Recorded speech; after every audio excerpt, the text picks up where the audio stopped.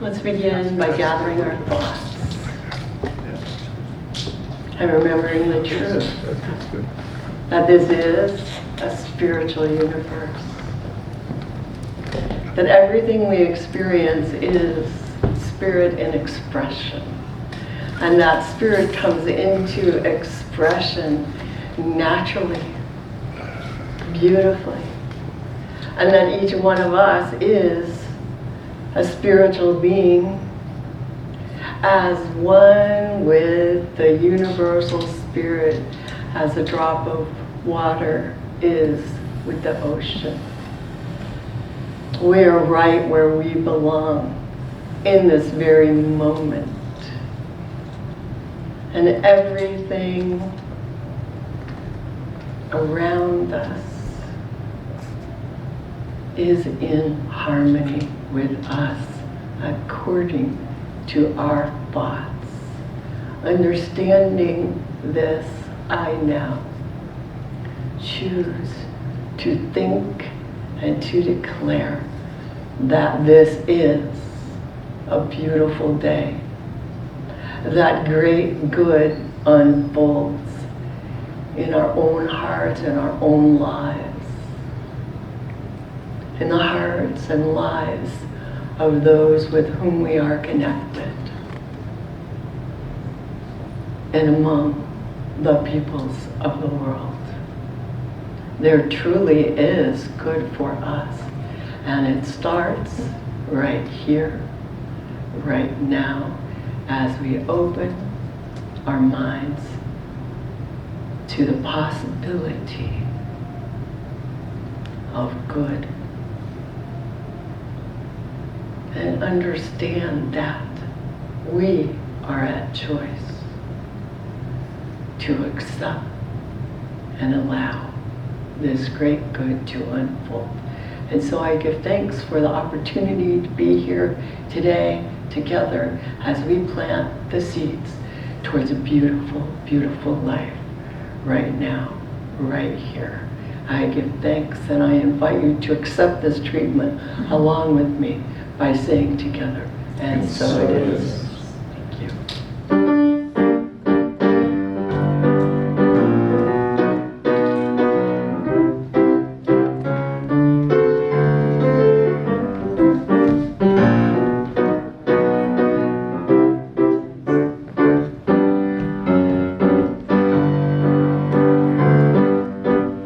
Grab your coat and get your hat.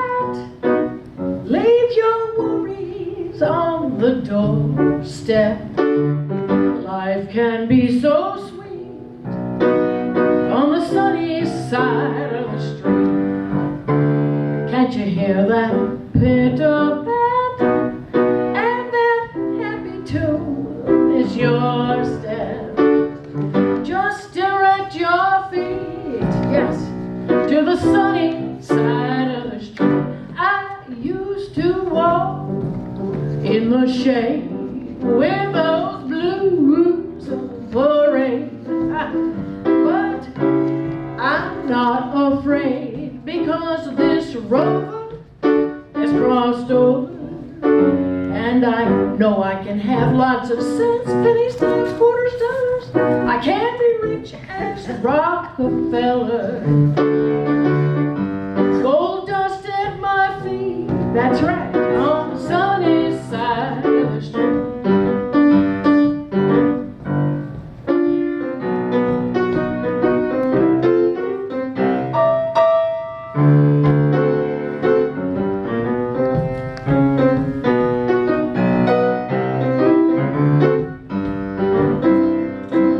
Well, I used to walk in the shade, I did, with those blues on parade, but I'm not afraid because this rover has crossed over, and I know I can have lots of cents, pennies, quarters, etc. I can be rich as Rockefeller. Gold dust in my feet on the sunny side of the street. I used to walk, if you know where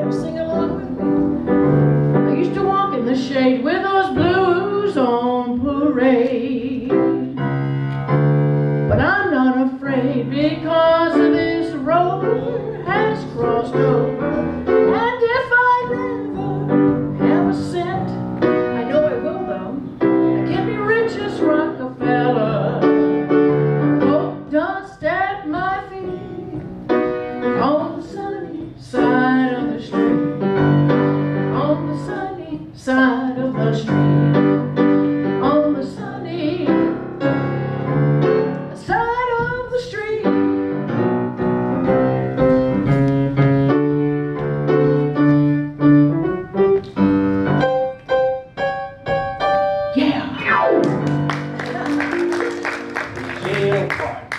Thank you for a stunning start to the service. Great song. All right.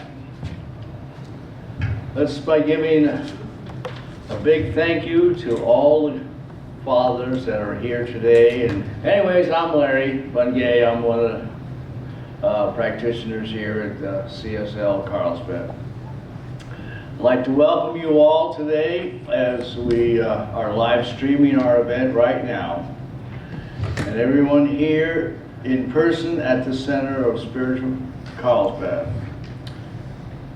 where it is that we understand this truth, that there is a power in the universe greater than we are, and that we can and do use it. The candles this morning remind us of the mindful divinity and unity in which we live and have our being. We light the candle for life. Light is everywhere present, flowing through each and every one of us. There is only one life, and that life is our life now. Let us affirm together, I am life. We light a candle for love. The birth of love happens within each one of us every time we make room for that Christ consciousness within our hearts and recognize our unity with each other. We are points of love within the heart of God. Affirm with me, I am love. We light a candle for light. The light of God is the presence and the power, and we are always walking in the light. We radiate the light of God wherever we are. Affirm with me, I am light. We light a candle for beauty. We are made in the likeness and image of God. We are each whole, complete, and beautiful just as we are. We accept the beauty of God's perfection as our perfection now.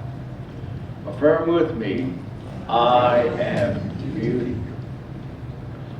We light a candle for joy. Joy is the very nature of spirit and the true essence of each of us. We celebrate our joy in our birth and rebirth in God's consciousness. We each bring joy to the world. Affirm with me, I am joy. And we light a candle for peace. Today and every day, we open our hearts to peace. We are each a center of peace in our troubled world. Let us affirm together, I am peace. And finally, please take a moment to recognize your own inner light that is always shining within, as we honor our own metaphysical path to wholeness, oneness, and mental healing through the practice of universal spiritual principles. A few announcements today I'd like to share with you. The rest are inside your program. Again, I welcome everyone to our Hour of Power, especially anyone visiting for the first time. Make yourself at home and please stay for the potluck after the service. And don't forget to add your name and email to the guest book in the lobby if you haven't already done so. Or if you are watching online, you can subscribe to our weekly email at www.cslcarlsbad.org. Today and every Sunday we offer spiritual mind treatment. That is our affirmative type of prayer. It is our gift to you, and if you would like to make a prayer request, for any healing conditions, you can speak to either Reverend Kate or myself after the service. We also do spiritual mind treatment during the week through our prayer team. If you would like to fill out a request and put it in the box on the second table in the lobby there. We have a special scheduled event. It's at the Carlsbad Senior Center. And Johnny is going to give a free talk and demonstration on mediumship. This event is free, and we ask everyone who would like to attend to RSVP. There are flyers in the lobby, and it would be great if you could take a few of them to share with friends. We'll also have it on our website if you would like to RSVP that way. Truly, today is a great day as we celebrate our community-based spiritual center. And so let's show our appreciation for a few of the behind-the-scenes volunteers. Those who have provided flowers is Jan. Very nice, very nice. The greeter was myself. At least for part of the time, and then Maddie took over the rest of the time. And treats, we have, I don't know who we're going to thank. I guess we'll thank everyone. And the video recording and live streaming is done by Jim and Daryl. If you have an urge to volunteer, please sign up in the lobby there at the first table. There are a few openings for next week. And now, if you could, please look inside your program and find the group reading as we read it aloud together. It's on the right side on the inside pages.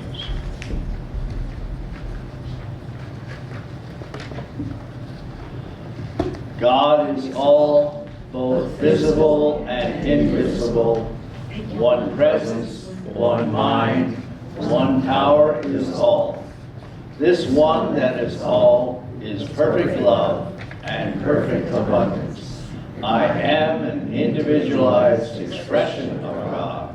I am ever one with His perfect life, perfect love, and perfect abundance. And now for our group song. Betcha. Hey, good morning. Well, it is a great day to celebrate our fathers, and if we can. And how about we all stand up and sing? Chorus first at the top. You do the holy pokey. You do the holy pokey. You do God's holy pokey and you turn your mind around. That's what it's all about. First verse. I put my prayer treatment in. I toss my old beliefs out. I commit to the action that will bring it all about. I do some meditation and turn my life around. That's what it's all about. You do the holy pokey. You do the holy pokey. You do the holy pokey and you turn yourself around. That's what it's all about. Verse 2. I put my whole heart in. I throw my inner critic out. I release all the stuff I've been whining all about. I do some acts of kindness and expand my gratitude. That's what it's all about. You do the holy pokey. Holy, you do the holy pokey. You do the holy pokey and you turn yourself around. That's what it's all about. You do the holy pokey.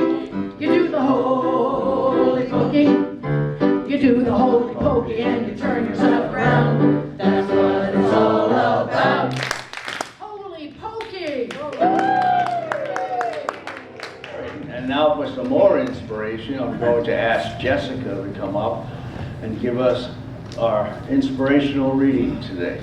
Today's reading is adapted from Your Invisible Power by Genevieve Behrend. Remember that the greatest mental scientist the world has ever known, Jesus Christ, the man, said, "All things are possible unto you." Also, the things I do, you can do. Did he tell the truth? Jesus did not claim to be more divine than you are. He declared the whole human race children of God. By birth, he was no exception to this rule. The power he possessed was developed through his personal effort. He said you could do the same if you would only believe in yourself. A great idea is valueless unless accompanied by physical action. God gives the idea, man works it out upon the physical plane. All that is really worthwhile is contentment. Self-command alone can produce it. The soul and body are one. Contentment of mind is contentment of soul, and contentment of soul means contentment of body. If you wish health, watch your thoughts, not only of your physical being, but your thoughts about everything and everybody. With your will, keep them in line with your desire, and outwardly act in accordance with your thoughts. And you will soon realize that all power, both over thoughts and conditions, has been given to you. You believe in God. Believe in yourself as the physical instrument through which God operates. Absolute dominion is yours when you have sufficient self-mastery to conquer the negative tendency of thoughts and actions. Ask yourself daily, what is the purpose of the power which put me here? How can I work with the purpose for life and liberty within me? Upon having decided these questions, endeavor hourly to fulfill them. You are a law unto yourself. If you have a tendency to blame circumstances for your misfortunes, conquer that tendency with the inward conviction that all power is yours. Blame circumstances less, and the best there is will gradually grow in the place where the worst seemed to be. Always remember that all is yours to use as you will. God the Father blesses you with all he has to give. Make godly use of the power within with increasing joy and enthusiasm, and the results will correspond and manifest. And so it is. I love you, Lord. Oh, your mercy never fails me. All my days I've been held in your hands. From the moment that I wake up until I lay my head, oh, I will sing of the goodness of God. All my life you have been faithful, and all my life you have been so good. With every breath that I am able, oh, I will sing of the goodness of God. Your goodness is running after, it's running after me. Your goodness is running after, it's running after me. With my life laid down, I surrender now. I give you everything. Your goodness is running after, it's running after me. And all my life you have been faithful, and all my life you have been so good. Yes, with every breath that I am able,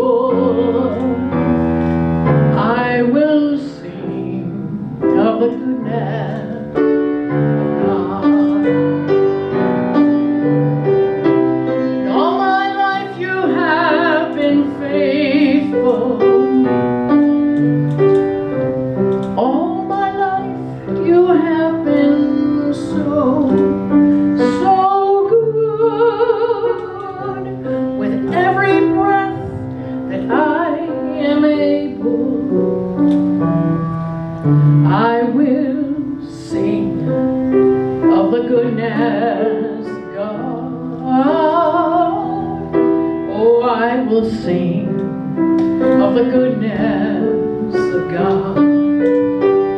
Oh, I shall sing of the goodness of God.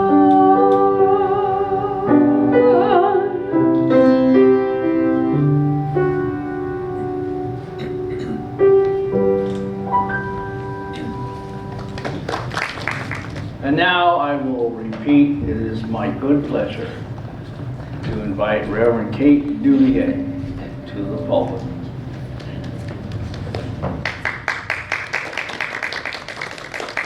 Oh, great, now it's my turn. So, good morning, everyone, and happy Father's Day. We do have some fathers with us today, and so let's give them a hand. And whether you're a father yourself or not, Father's Day is a day that we set aside to give thanks in a very personal way for our own father. We all had a father, whether we were close to him or not. So we all have a reason to be grateful to that particular person, your earthly father, who provided half of your DNA. It courses through your body. It's the way it is. Life is a gift, and we should give thanks for our parents who made our lives possible. So just allow yourself to feel that sense of appreciation and let it well up in your heart today. Now, I understand that each person here had a totally different experience and relationship with your fathers. I know that, we are live streaming. I know the people watching. Every one of us is unique. Every one of us has had unique experiences. Some people had just straight out wonderful fathers, a role model for us all. Some of us had maybe more complicated relationships. And for some of us, when we think about the word father, we might even draw a blank. So I don't remember my own father since he died when I was an infant, but I can still be grateful that he gave me life. And I am also grateful for all those men who made the effort to stand in his place for me. And I know that most of us had men, even if you had a great relationship with your father, like me, hopefully you had uncles or other people in your life who, added to that wonderful sense of protection and really even nurturing that was provided to us as in our youth, let's say. So I, in fact, was particularly lucky to have several young uncles who filled in as very exciting babysitters. For instance, they were old enough to keep me from drowning, but they were not old enough to know that they shouldn't have let me jump into the harbor with the boats in the first place. And it didn't occur to them to not let me go out walking on a narrow cliff's ledge, or to not just run off and go places by myself, but I survived. And in fact, later on, when my husband and I had kids, I discovered that he would let our kids do stuff like that too. So I don't know if it's really a difference between men and women, but I saw it, I experienced it, and it was a lot of fun. So whatever your family life was like, whether you had a traditional nuclear family, mom, dad, kids, whether you had a single parent, were raised in a commune, or were raised in an orphanage, or were sent to a boarding school. I know people in all those situations. Whatever form your relationship with your father took, whether he was absent or super involved in your life, or whether, like many fathers, he was working such long hours that he was less involved in your day-to-day life than he or you might have wished or longed for. There's still plenty to be grateful for. And really, I was thinking about it. I think when we say the word mothering, it means a lot, right? It's not just giving birth. But when we say the word fathering, maybe we should expand our concept of that word so it's also more than just enabling that birth. Because there is so much that we all have gotten and received from our fathers, the men in our lives. I do think in our culture, and this is, you know, and as I'm saying this, I'm just going to say I do think fathers are often given short shrift. Now, on the other hand, I know that that's kind of a fad right now to say stuff like that, which I'm not really on board with. And yet,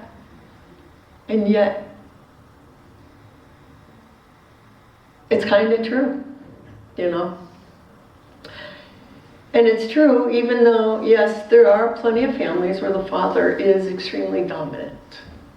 And for the past few months, now and then, I've been kind of wondering what the experience of our nation would be like today, this weekend, if our current president's father hadn't been so domineering and critical when he was growing up. Yet, I believe that stories about dominant fathers or absent fathers get told a lot more because they're different.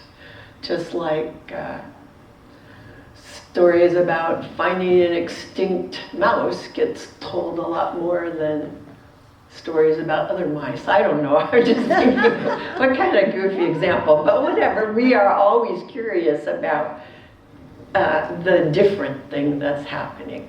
That's just how we pay attention. We don't tell so many stories about our normal day-to-day experience. So now I'm going to ask you all to join me in a tiny experiment. If you want, you can close your eyes. You don't have to. But we're going to imagine a couple of pictures.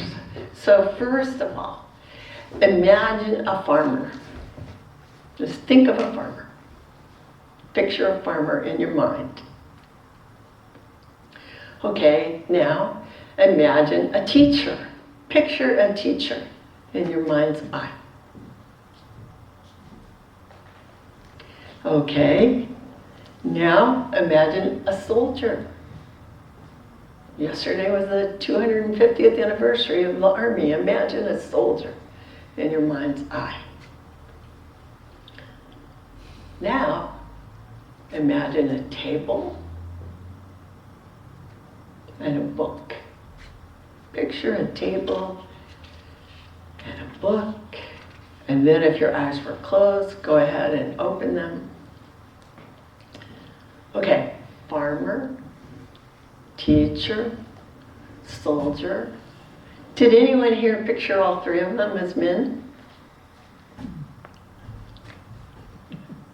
Did anyone picture two of them as men? Yeah, I'm going to say a lot. You know, it's pretty general in our culture to picture a female teacher and a male farmer and soldier. That's the general construct. You know, even though I was a farmer, the first picture in my own mind, because it's just kind of, you know, if you grow up with old MacDonald had a farm, what are you going to picture?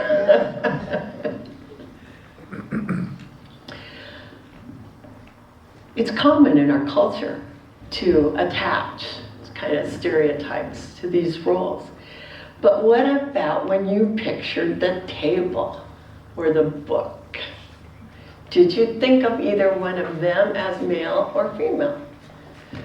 Probably not, but if you grew up speaking Spanish or French You might have thought of the table La Mesa as feminine, or of the book El Libro as masculine, because that's the construct in some other languages, Spanish, French, other related languages. So while that may seem a little bit off the topic, I want to illustrate how we have so many ideas about how things seem to be that we can miss seeing how things really are. And this is the point of our teaching, to see what is happening really. What should we really be focusing on? It's one of the most basic elements of our New Thought approach to living, to stop dwelling on what's wrong and look towards what is right. You know, it's the same way. The simple thing that a gardener does is they water the plants and the flowers that they want to see, and they don't water the weeds. What we pay attention to will flourish. What we pay attention to, not just with our watering hose like a gardener, but what we pay attention to with our thoughts and with our actions will take hold, will grow, and will flourish. So I think we see masculine and feminine in a very basic way when we just think of a man and a woman. Although, in actuality, we know and understand that everyone has within them traits that could be labeled masculine, traits that could be labeled feminine. We're not one thing or the other. We are, you know, a beautiful emanation of the full spectrum of spirit. When ErnestHolmes, the founder of our teaching, drew up his metaphysical diagrams, they're in the back of the Science of Mind textbook, and I think there's one in the back of this thing called Life, if you're curious. But he drew diagrams to try to help people understand the nature or the structure of life, the way this universe seems to act. And he began with a circle, drawing a circle to represent the infinite spirit, beingness itself. And then he drew two horizontal lines through the circle, dividing it into three parts. And he said that the upper section represented the attributes of infinite spirit, which are self-conscious, which we refer to as the power, or the word, or the Father, Mother, God. And he labeled this upper section as being changeless, all-knowing, active, and masculine.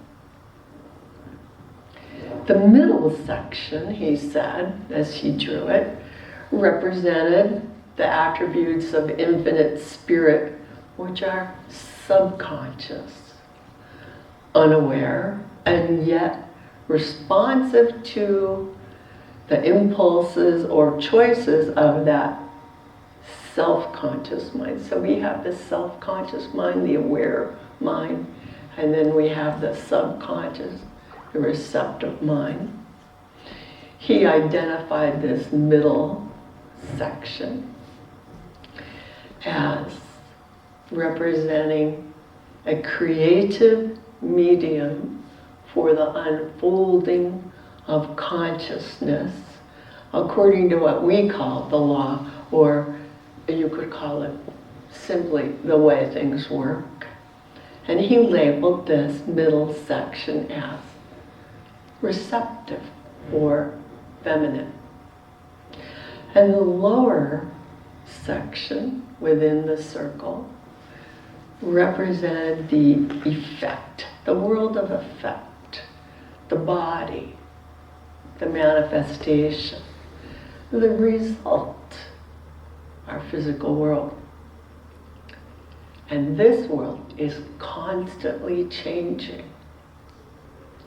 This change is constantly resulting from the action of conscious mind, imprinting subconscious mind, resulting in the world of effect. So it's just a diagram. It's not quite reality. I want to be very clear that he just did it as, imagine it's like this. It's not exactly like this. I mean, even a circle, think about it. We say a circle can be used to represent infinity, but it's not infinite, right? It's just a representation. In actuality, I think that ErnestHolmes was raised in a traditional church, and he had the idea of the Trinity in his background, and so it just made sense to him to divide it into 3 parts. It's not really divided, it's really only one thing. There's only beingness, becoming.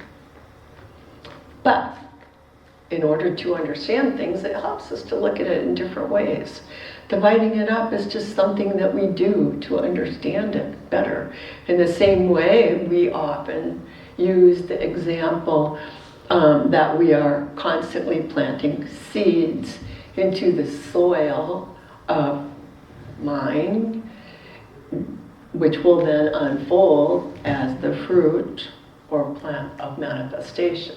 In the same way, that's not exactly what happens, it's just a way to wrap our minds around it and help us understand kind of like how it works. It's very, you know,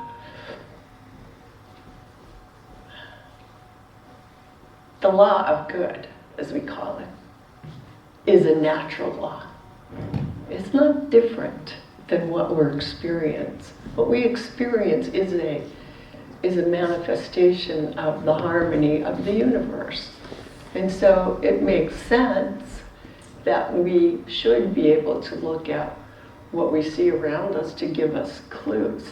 A lot of the things that we know and teach were taught by philosophers and mystics and teachers thousands of years ago, before they had ever heard of all the science of quantum physics and things that we have today.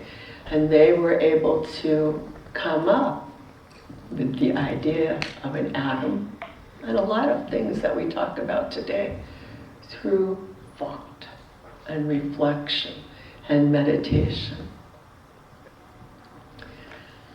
The underlying reality is that there is only one thing. It is a unity, and everything comes from one. And that's what the circle really represents. It represents the oneness.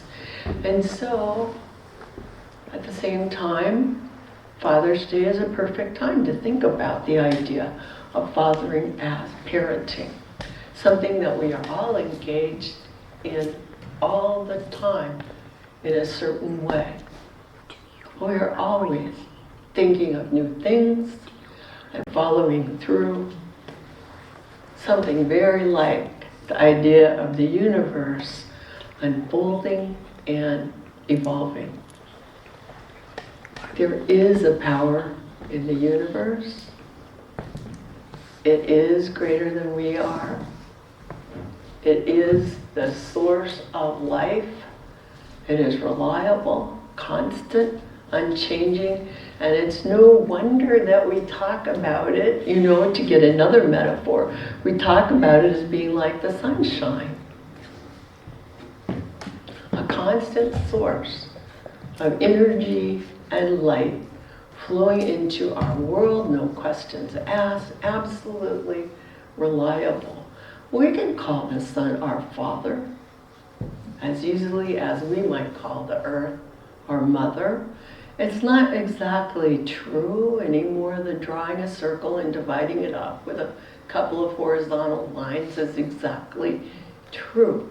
but it makes sense to us because we have seen our actual fathers and father figures in action.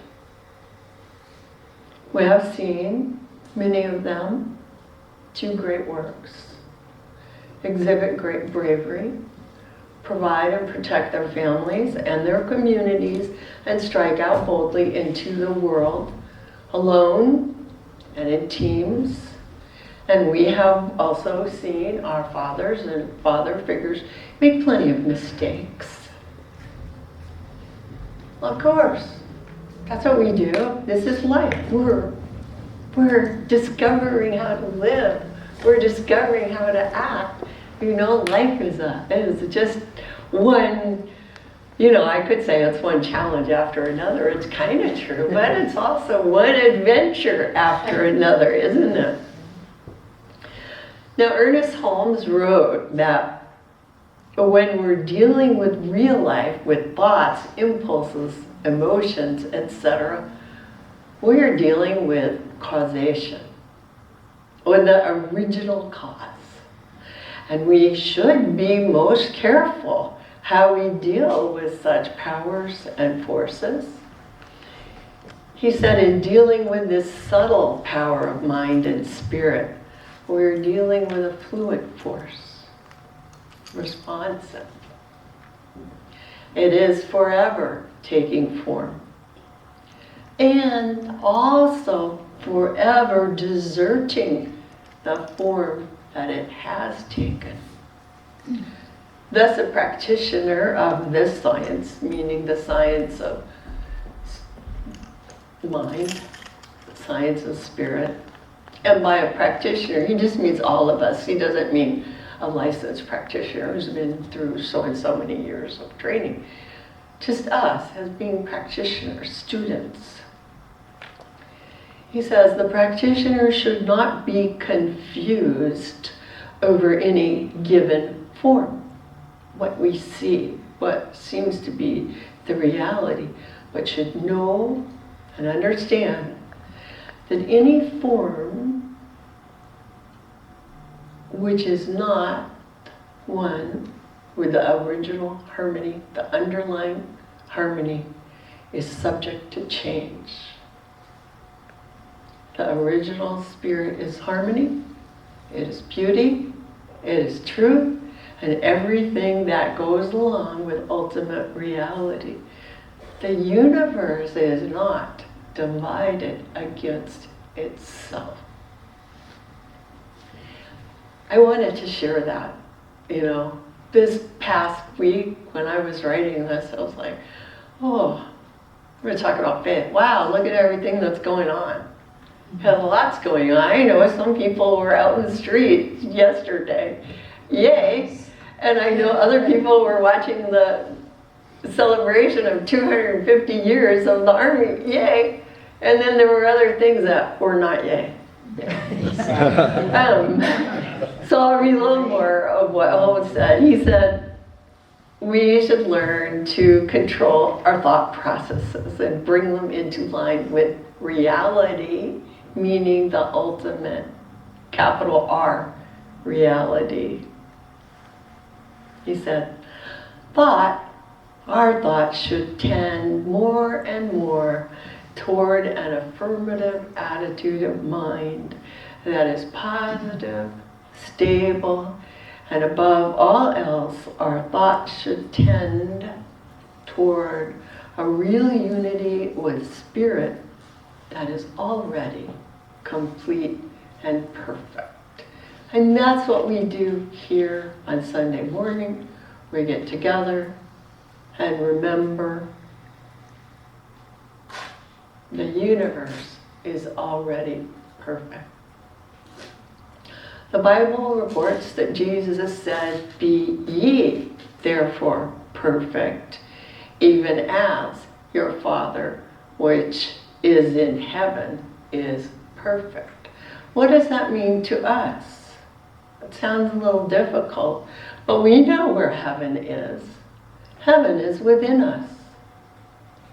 So this, to us, is simply Jesus urging his followers to adopt a positive, stable attitude of mind, to recognize themselves as one with spirit, who,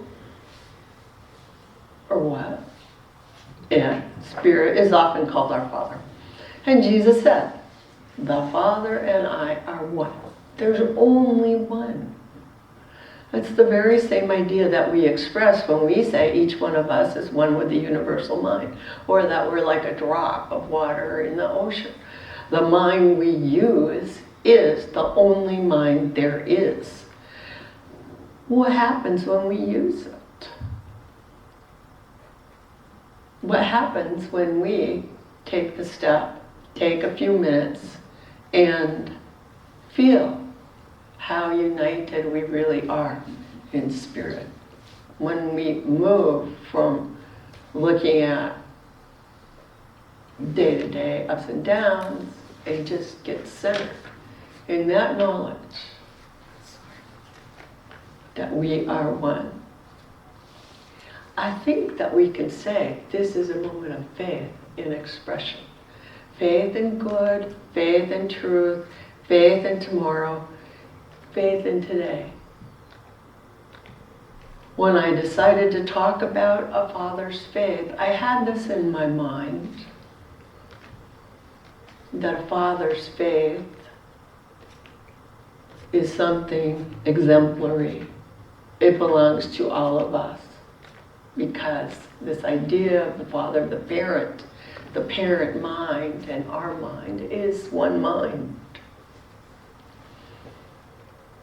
Despite everything going on here and there,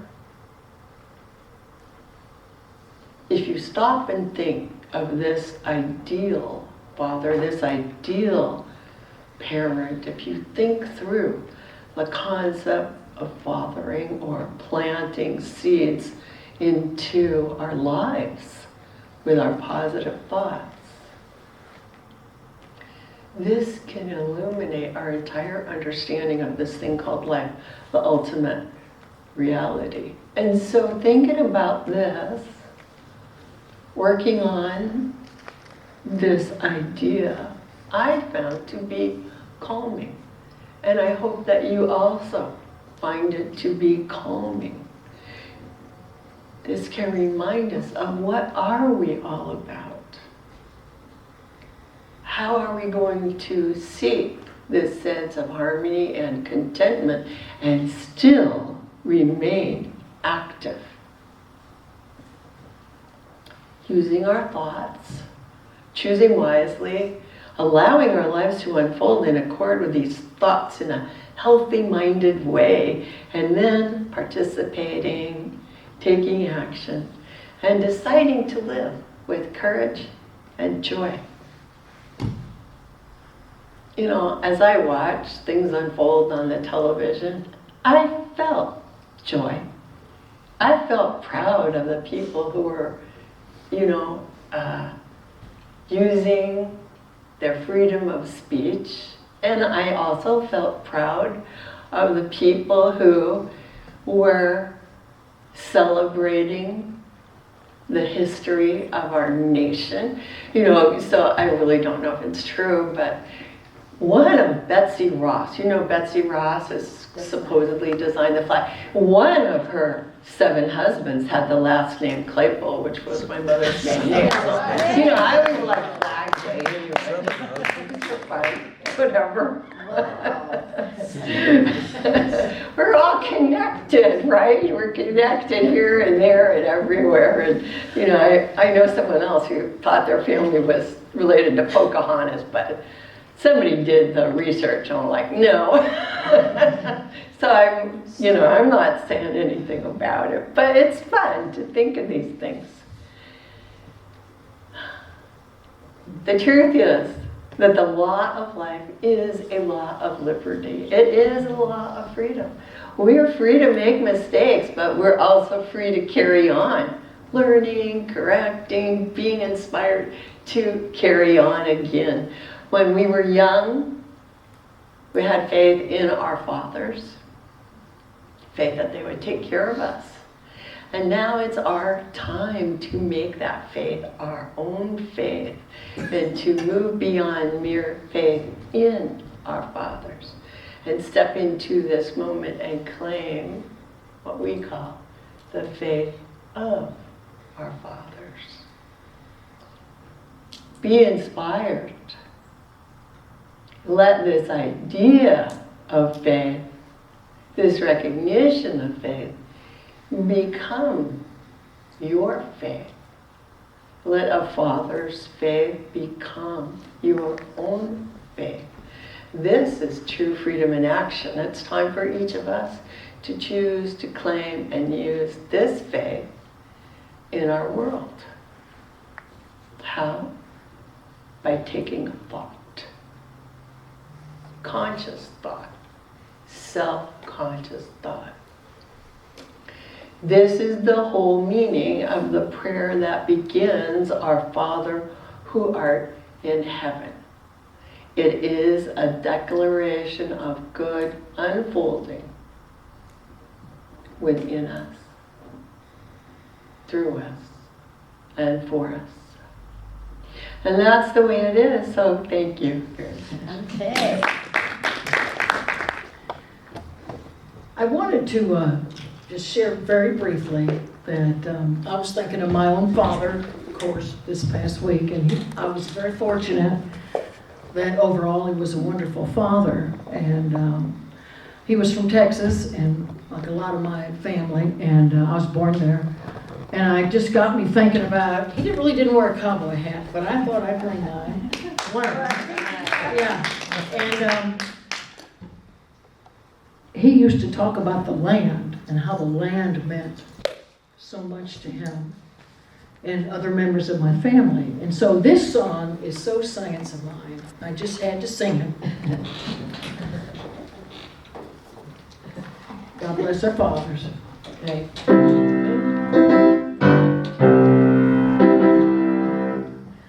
Oh, give me land, lots of land under starry skies above. Don't fence me in. Let me ride through the wide open country that I love. Don't fence me in. Let me be by myself in the evening breeze. Listen to the murmur of the cottonwood trees. Send me off forever, but I ask you please, don't fence me in. Just turn me loose. Let me straddle my old saddle underneath the western sky. On my cayuse, let me wander over yonder till I see the mountain rise. I want to ride to the ridge where the west commences. Gaze at the moon until I lose my senses. I can't look at hobbles and I can't stand fences. Don't fence me in.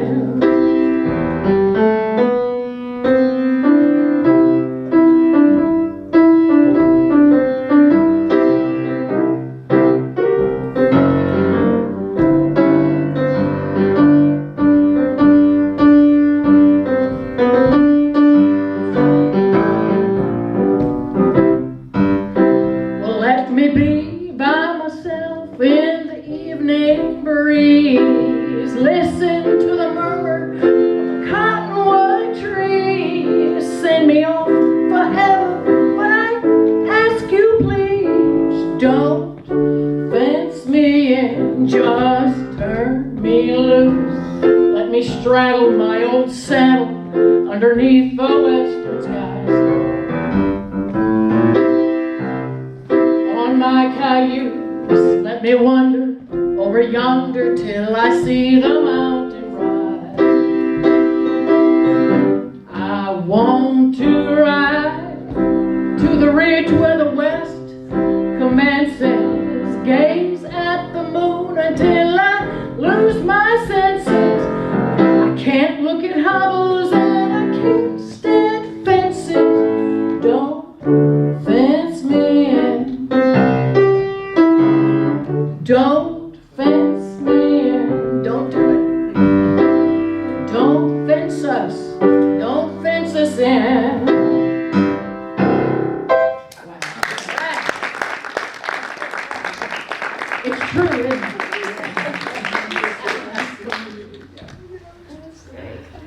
That's great. I'm so glad you brought your hat. It makes it also meaningful. It is a land of liberty, and today's a day of liberty. So right now is our time for conscious giving. If you look in your programs, I'm going to invite you to say this along with me. Divine love flowing through me blesses and multiplies all that I have, all that I am, and all that I give. I know this is so, and so it is. Thank you.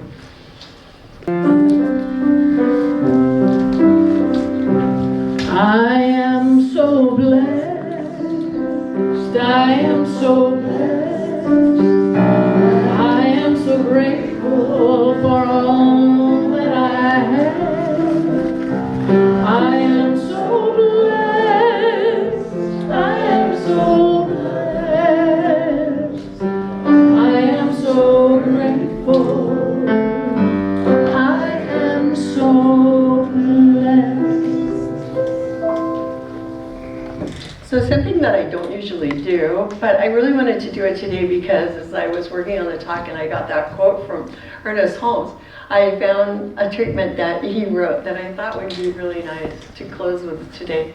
So I'm just going to invite you, before we get up and sing and before we get up and eat, to just take a moment to listen to what he said. Here's the treatment I recommend. So he wrote, I am a center in the divine mind, a point of God consciousness, life, truth, and action. My affairs are divinely guided and guarded into right action, into correct results. Everything I do, say, or think is stimulated by the truth. There is power in this word that I speak because of the truth, and it is the truth. There is perfect and continuous right action in my life and my affairs. All belief in wrong action is dispelled and made negative. Right action alone has power, and right action is power.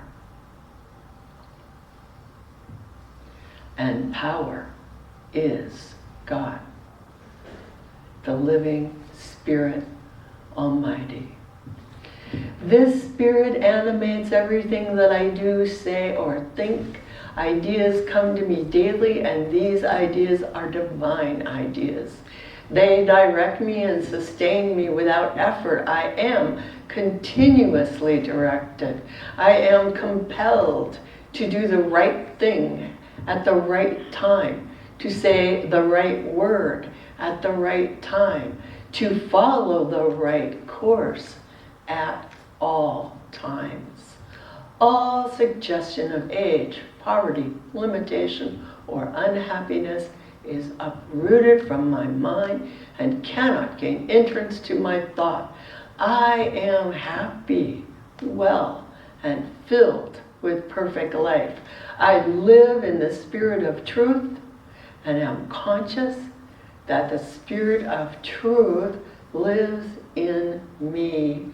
My word is the law unto its own manifestation and will bring to me or cause me to be brought to its fulfillment. There is no unbelief, no doubt, no uncertainty. I know. And I know that I know.